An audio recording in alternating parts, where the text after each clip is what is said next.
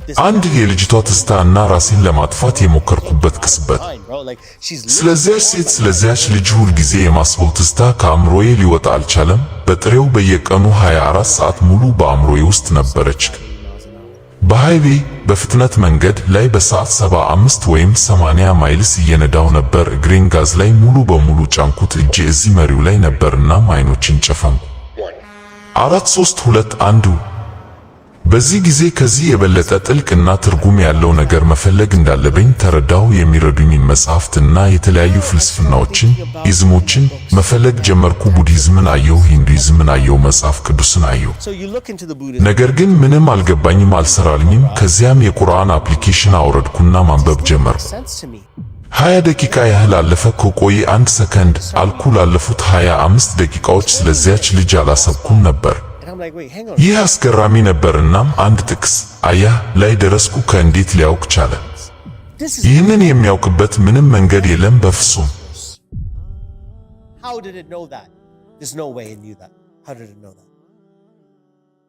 እንደ አሜሪካዊ ወንድም በጣም እናመሰግናለን። ከኛ ጋር ስለሆንክ በጣም ደስተኞች ነን። በመጀመሪያ ወንድም እሹ የማን ነው? ስለ ሕይወትህ ብታጫውተን በማለት ይጀምር። እኔ ልክ እንደ ማንኛውም ሰው ከብሮንክስ ብፋን የመጣው ተራ ሰው ነኝ። በጣም ዝቅተኛ ከሚባል ሕይወት የጀመርኩ፣ በሕይወቴ ከቤተሰቤ ጋር ብዙ ነገሮችን ያሳለፍኩ ነኝ። አባቴ የቤት ውስጥ ጥቃት ያደርስብን ነበር። እንዲያውም እኛ ስደተኞች ነን። ሰዎች ይህንን አያውቁም፣ ምክንያቱም አባታችን በእናቴ በእኔና በእህቶቼ ላይ በጣም በደለኛ ነበር። ጥቃቱ እየጨመረና እየበረታ ሄደ። ሕይወታችን ለአደጋ እስከተጋለጠበት ደረጃ ደረሰ። ሳለ እኛ ሸሸን። ኒውዮርክ የገባሁት መስከረም 10 ቀን 2001 ዓ.ም ነበር። የ9/11 የመስከረም 11 ጥቃት ከመፈጸሙ ጥቂት ሰዓታት በፊት። የ9/11 ማግስትና እስልምናን መፍራት ኢስላሞፎቢያ።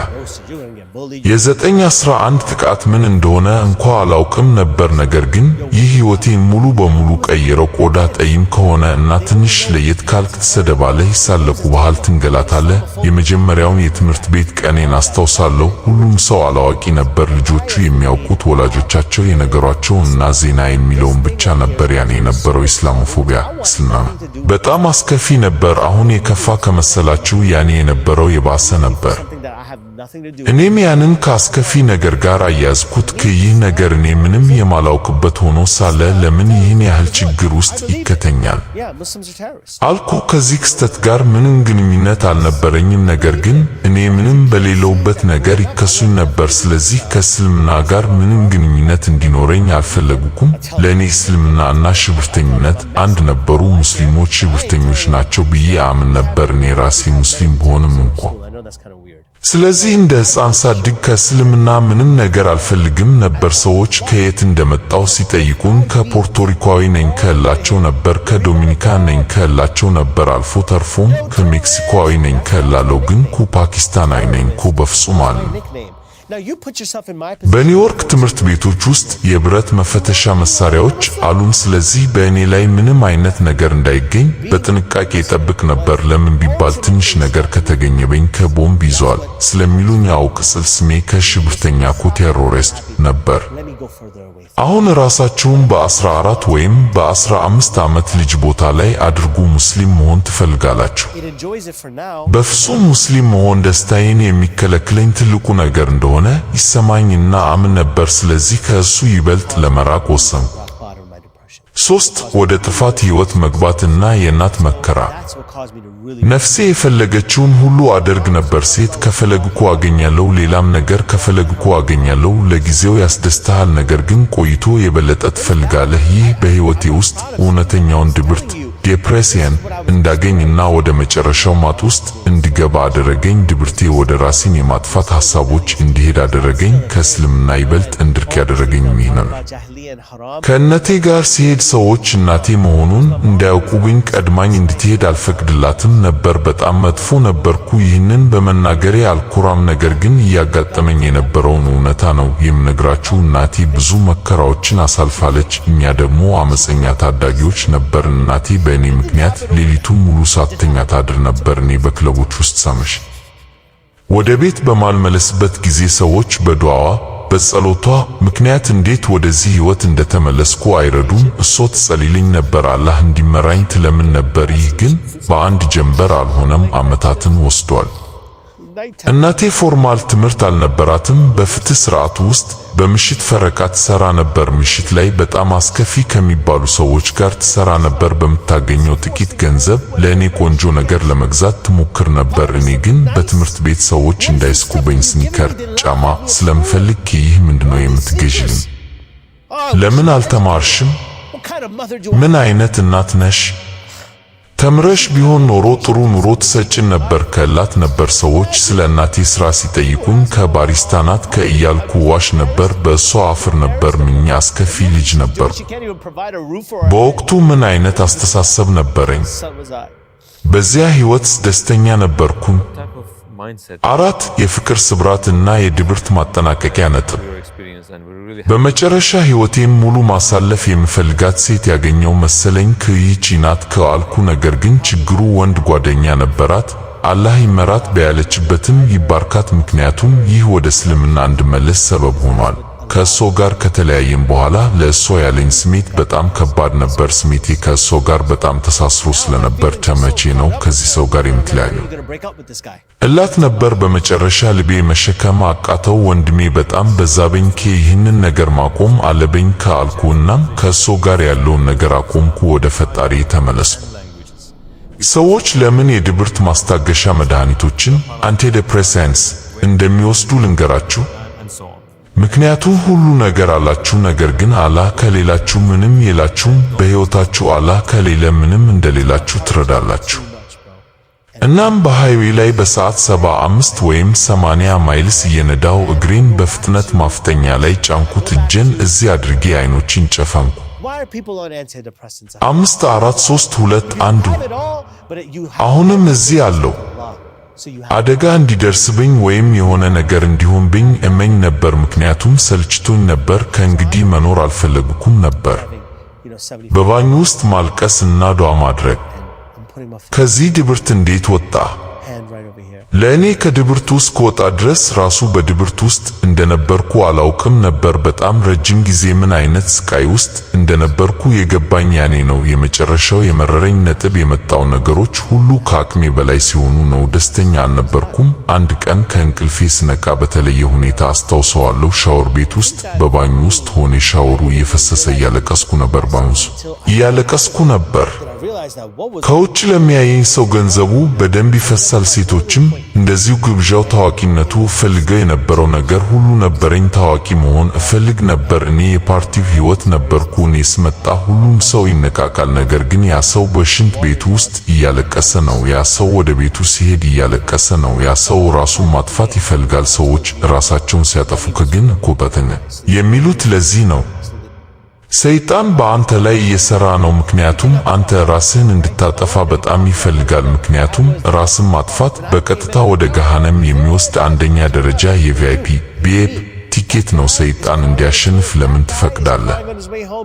በዚያ በገለጽኩት ባኝ ውስጥ በጉልበቴ ተደፍቼ እያለቀስኩ ምን ማድረግ እንዳለኝ ግራ ገብቶኝ ነበር። አላህ ዱዓ እንዳደርግ ልቤን አነሳሳው። ነገር ግን ያኔ ዱዓ እያደረግኩ እንደሆነ እንኳ አላውቅም ነበር። ያልኩት ግን ይህንን ነበር።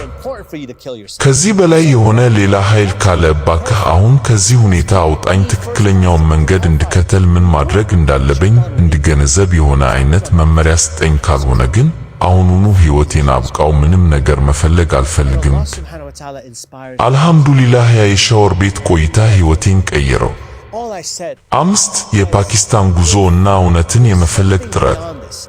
ከዚያ ሻወር ስወጣ አላህ ወደ ፓኪስታን እንዲሄድ ልቤን አነሳሳኝ። እዚያ ቤተሰቦች አሉን። እናቴ ብቻዋን ወደ ፓኪስታን ልትሄድ እንደሆነ ሰማ እባክሽ እኔም አብሬሽ ልሂድ አልኳት። በዚህ ጊዜ የበለጠ ጥልቅ እና ትርጉም ያለው ነገር መፈለግ እንዳለብኝ ተረዳሁ። ስለዚህ የሚረዱኝ መጽሐፍት መፈለግ ጀመርኩ። በውስጥ ያለውን ማዕበል እንዴት እንደምወጣው አሰብኩ።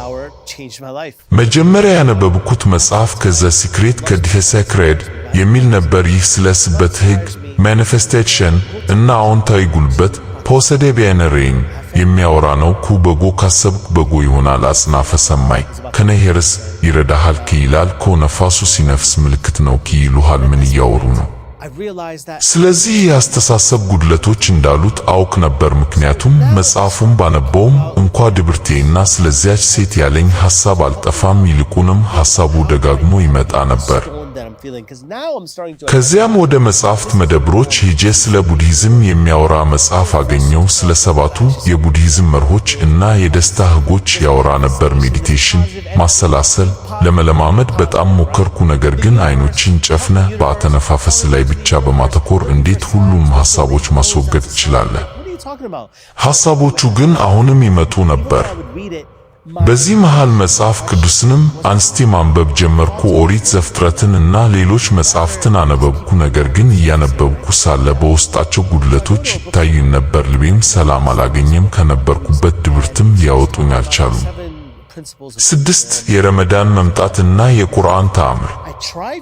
ስለዚያች ልጅ ያለኝ ትስታ ግን አሁንም በየቀኑ 24 ሰዓት ሙሉ ከአእምሮዬ አልጠፋም ነበር። በዚህ ጊዜ ተስፋ ቆረጥኩ። ከይህ ሁሉ ከንቱ ነገር ነው፣ ቡድሂዝምም ይሁን ሌላው ሰዎች ሌሎችን ለመቆጣጠር የጻፉት ነው፣ ሃይማኖቶች ሁሉ ውሸት ናቸው ብዬ ማሰብ ጀመርኩ። በወቅቱ ፓኪስታን ውስጥ ነበርኩ። የረመዳን ወር ደረሰ። የጾም ጊዜ ሆነ። እናቴ ወደ እኔ መጥታ ረመዳን ሊጀምር ነው፣ ልትጾም ስለሆነ ጸሎትንም ሰላት አብረህ ለማድረግ ሞክር፣ ምክንያቱም አላህ አንተ እንድትራብ አይፈልግም፣ ጠቃሚ እንዲሆንልህ ለመጸለይ ሞክር አለች። እኔ ግን እንዴት እንደሚጸለይ አላውቅም ነበር። እናቴ ይህንን ስትነግረኝ ልቤን በጥቂቱ ነካኝናም እኔ እንደማውቀው መጸለይ ጀመርኩ። በዚያ የመጀመሪያ ረመዳን በስልኬ ላይ የቁርአን አፕሊኬሽን አውረድኩ። ወደ መጽሐፍት መደብር አልሄድኩም፣ ዝም ብዬ አፕሊኬሽኑን አውረድኩት። ከሰላት በኋላ ዝም ብዬ ማንበብ ጀመርኩ። በአረብኛ ሳይሆን በእንግሊዝኛ ትርጉሙን ነበር የማነበው። ከአልፋቲያ ጀመርኩ። ትርጉሙን መረራ።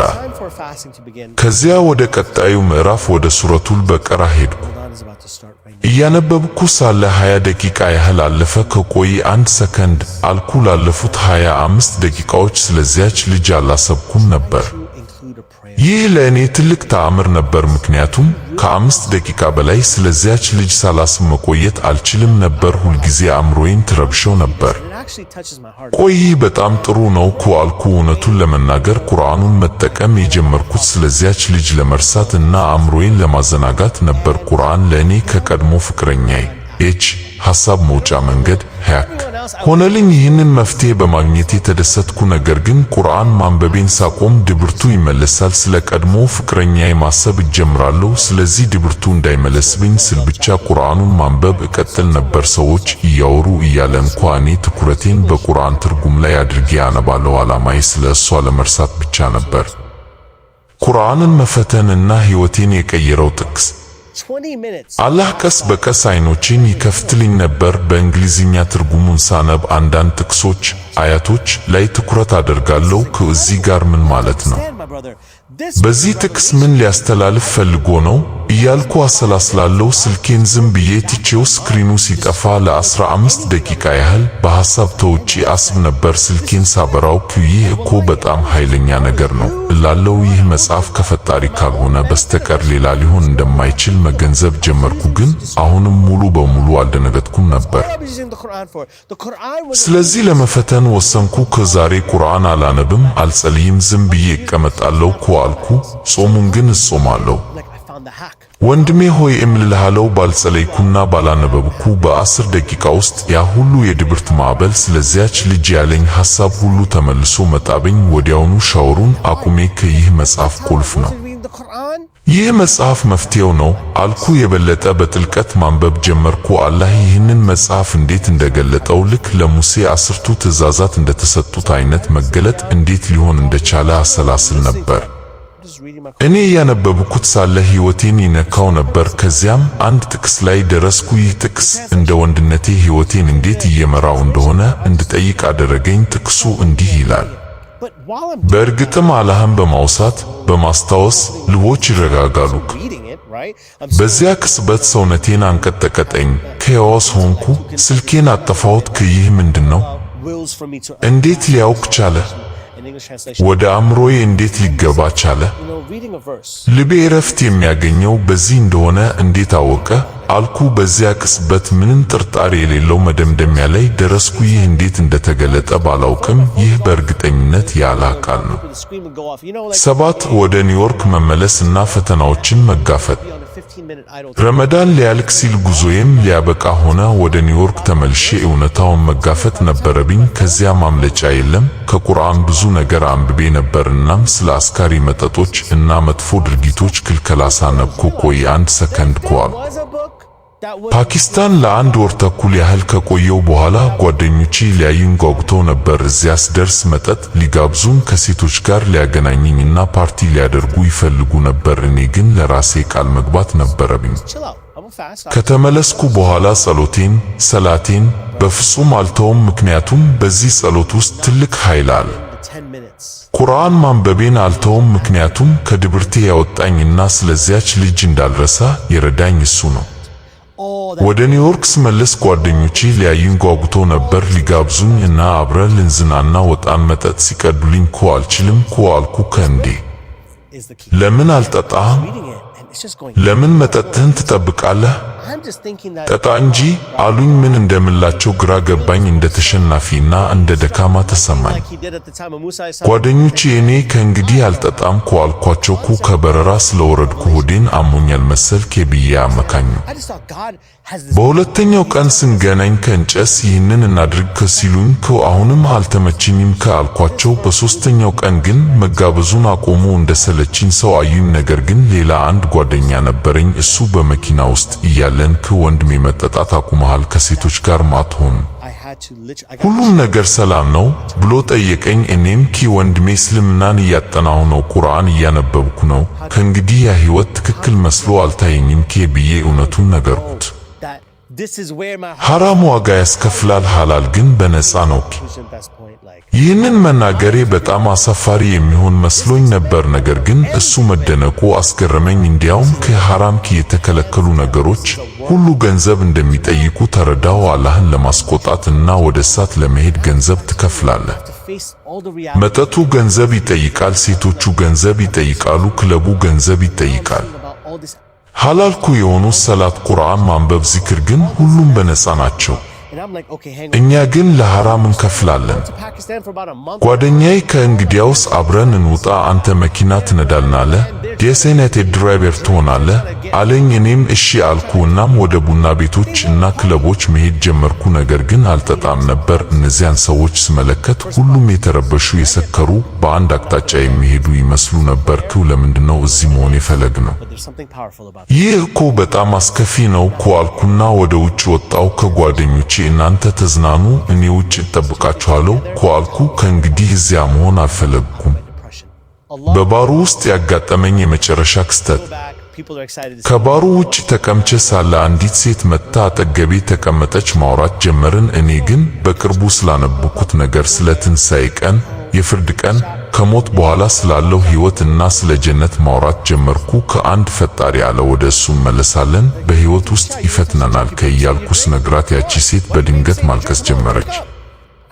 አንድ ጥያቄ ልጠይቅህ፣ እስልምናን ታምናለህ አለችኝ። አውክ አልኳት። ታዲያ እዚህ ምን ታደርጋለህ? አንተ የዚህ ቦታ ሰው አይደለህም አለችኝ። ያ ወደ ባር የሄድኩበት የመጨረሻዬ ቀን ነበር። ልቤ ይህ የእኔ ቦታ እንዳልሆነ ተረዳ። ወደ ቤት ሄጄ ቁርአን ማንበብ ብቻ ነበር የፈለግኩት። በሕይወቴ ላይ ለውጥ ማድረግ እንዳለብኝ እና እኔን የሚመስሉ ሰዎችን መፈለግ እንዳለብኝ ተረዳሁ። ወደ መስጂድ መሄድ ስጀምር እኔን የሚመስሉ ሰዎችን አገኙ። አዲስ ሕይወትና የሕይወት ዓላማ።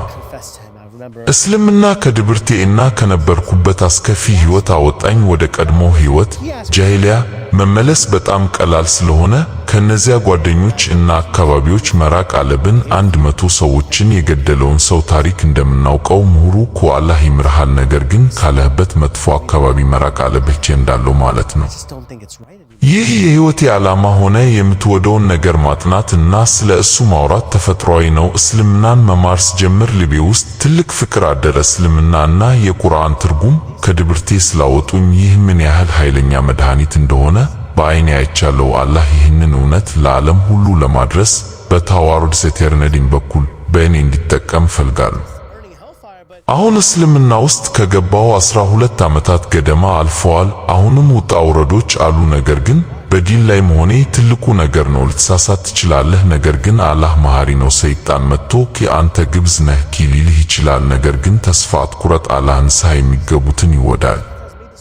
ታሪኬን እንድናገር ስለጋበዛችሁኝና ስላዳመጣችሁኝ በጣም አመሰግናለሁ። አላህ ይባርካችሁ። No, Allah subhanahu wa ta'ala loves the sinner who repents. So, repent back to Allah. He'll take care of it for you.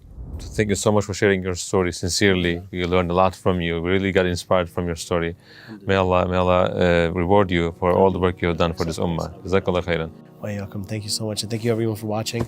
May Allah subhanahu wa ta'ala bless you all. May Allah subhanahu wa ta'ala increase you all. And may Allah subhanahu wa ta'ala reward this channel because I absolutely love it. Make sure you subscribe to this channel as well too. Jazakallah khairan.